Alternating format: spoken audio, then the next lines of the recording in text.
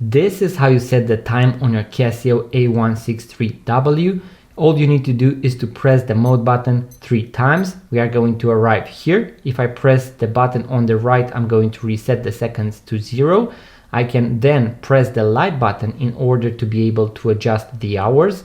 So I can use the button on the right in order to do so. If I press the light button once again, I can adjust the minutes. And you can also press and hold the button on the right in order to speed scroll. This is very useful in order to adjust faster. I'm going to make it 30. In case you also want to change the date, I'm going to press the light button once again. Here we have the month, so I can make it March.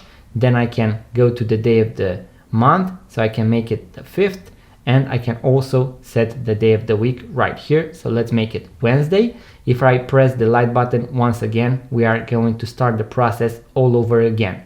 In order to finalize everything, we are going to press the mode button and you are done. You have set the time and the date on your Casio A163W. In case you found this video useful, guys, give it a thumbs up, leave a comment, let me know what you would like to see next on the YouTube channel.